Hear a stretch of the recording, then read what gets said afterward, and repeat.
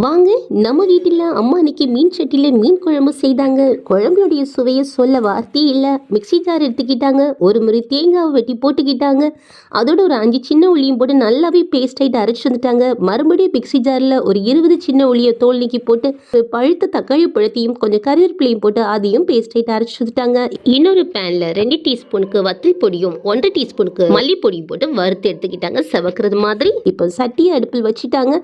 அதில் அந்த பேஸ்ட்டை ஃபர்ஸ்ட் ஊத்துனாங்க. அந்த தேங்காய் பேஸ்ட்டையும் ஊற்றிக்கிட்டாங்க, கிளறி விட்டுக்கிட்டாங்க. தேவையான அளவுக்கு தண்ணியும் ஊற்றிக்கிட்டாங்க. கொஞ்சம் மஞ்சள் பொடியும் போட்டு கொஞ்சம் உப்பையும் போட்டு கலந்து விட்டுக்கிட்டாங்க. ஒரு கொதி வந்த உடனே வெட்டி வச்சிருந்த ஒரு மாங்காவையும் தோல் நீக்கி அதையும் போட்டுக்கிட்டு அதில் 2 பச்சை மிளகாய் வெட்டி போட்டுட்டு கழுவி வச்சிருந்த மீனையும் அதில் போட்டு கிளறி விட்டாங்க. ஒரு தாளிப்பு தொடங்கிட்டாங்க. ஒரு 2 டீஸ்பூனுக்கு தேங்காய் எண்ணெய் ஊற்றிக்கிட்டாங்க. ஒரு அரை டீஸ்பூனுக்கு ஜீரகமும் 1/4 டீஸ்பூனுக்கு வெந்தயமும் கொஞ்சம் கருவேப்பிலை தாளிப்பு முடிச்சுக்கிட்டாங்க. இப்போ மீன் குழம்புல எடுத்து அந்த தாளிப்பை ஊற்றிக்கிட்டு அப்படியே மூடி போட்டாங்க.